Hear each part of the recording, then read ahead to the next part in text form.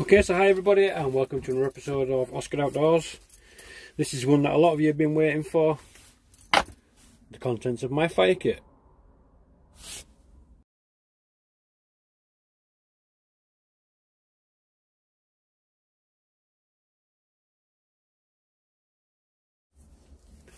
Okay, so you can probably tell by the thumbnail I've emptied my pouch.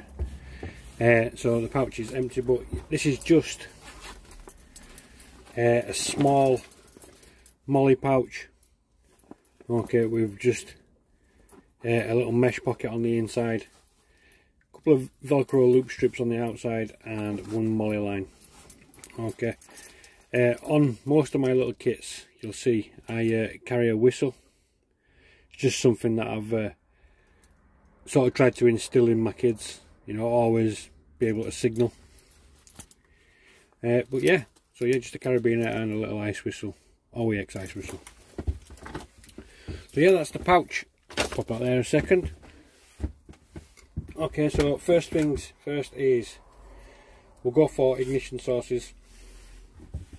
So this is the Bear Grylls Fire Steel.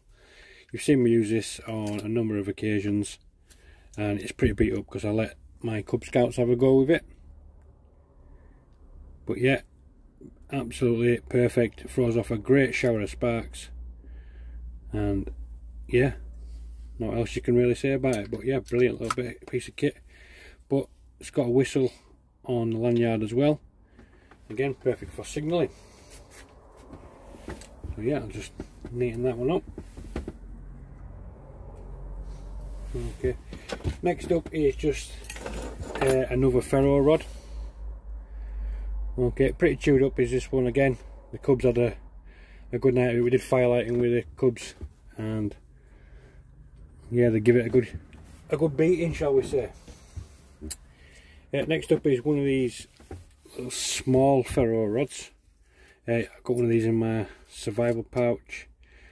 But yeah, that's the striker for it. Can you see that? Yeah, it's a striker for it. And then the rod itself is a bit further in the tube. It does come in handy in a pinch, but obviously not my go-to ferro rod. But yeah, green one. Okay, next up are stormproof matches. Now, you've seen me have a go at making some of these and I lost my patience and just ended up throwing them in a bucket of wax. But I'm going to make a redo of that video where I take a little bit more time and care over it. Okay, next thing in my fire kit is a magnesium bar. Okay, and then ferro rod with striker on like a little chain link. You can take this off obviously because not everybody is ambidextrous enough to get sparks from sort of short distance. But yeah, magnesium bar. Okay, next bit that I'm going to show you, just a standard lighter. A must in every fire kit really. You know, all these ways are brilliant to know and great to use, but a lighter will always save the day. Okay, next bit, just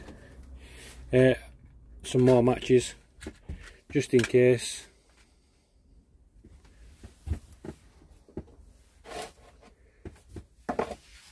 Alright. Next is a little live fire tub. Yeah, brilliant. Yeah, so you can light fire with that even when it's wet.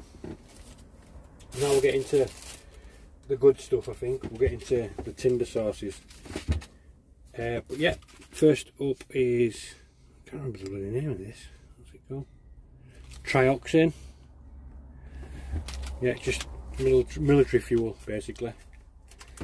But gets you out of a pinch. That one. So next up, just a section of gaffer tape. You've seen in my Fire Friday videos that I always carry gaffer tape in my fire kit, and there's proof. Oh, I forgot this one. My Fresnel lens, so perfect for redirecting the sunlight.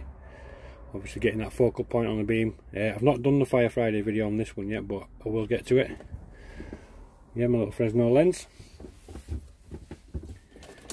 Also got a pencil sharpener in my fire kit. It's a great way of making tinder from, like, obviously finger size, pencil size twigs. You can find a twig that fit in there, get some shavings, throw a spark to it, away you go. I always keep one little tea light candle as well in my fire kit. Just a way of sustaining a flame, isn't it? You know, being able to move it around to different parts of your fire. And then I've got a little sort of folding knife. Take the guard off. Yeah, again, perfect for making little tinder sauces, you know, feather sticks, that sort of thing.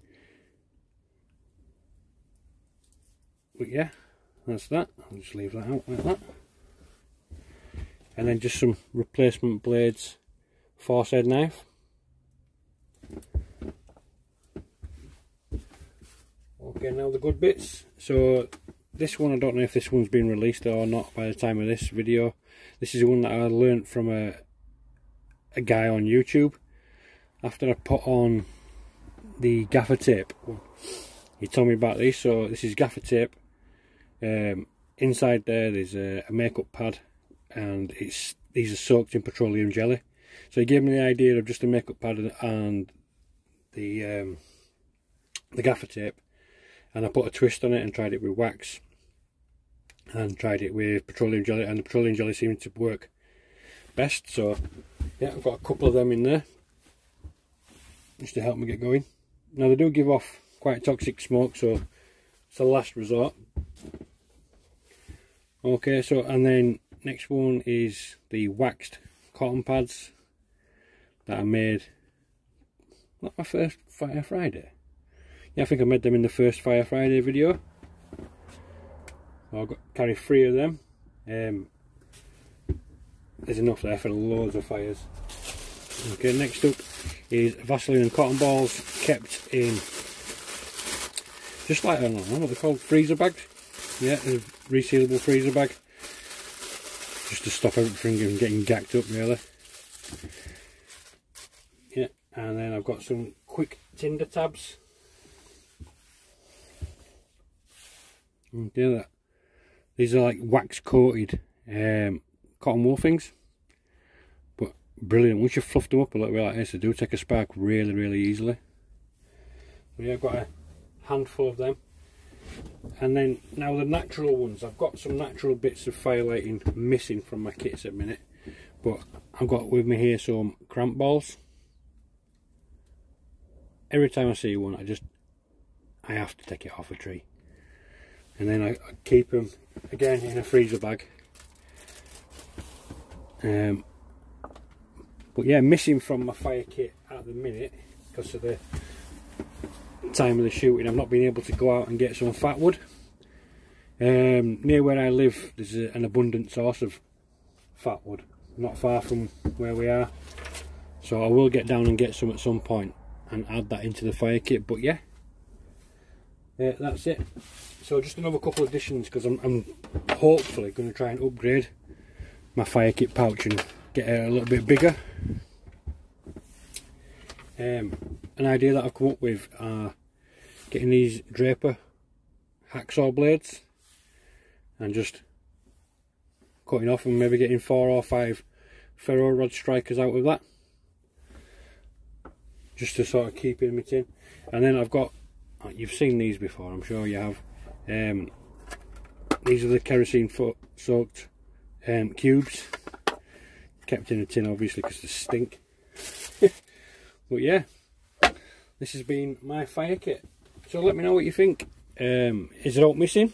Is there out that you put in differently? Have I given you any ideas, any inspiration to add things to your own fire kits?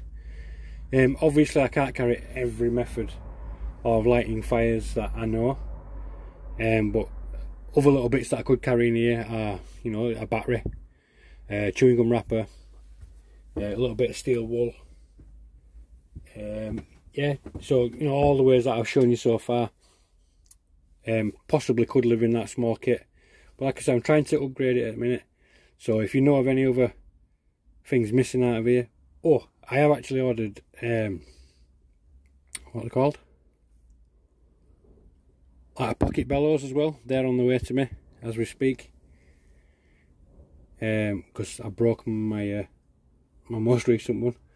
But yeah, is that what you would add? Hope that I've inspired you with. Give me a thumbs up on this video, comment below, let me know what you would add, what you'd take away.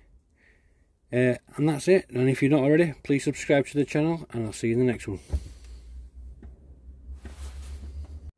So I just tidied away my fire kit, and it wasn't until I was tidying it away that I realised there's also something else missing from my fire kit, one of the other natural methods of lighting fire, and that's some birch bark.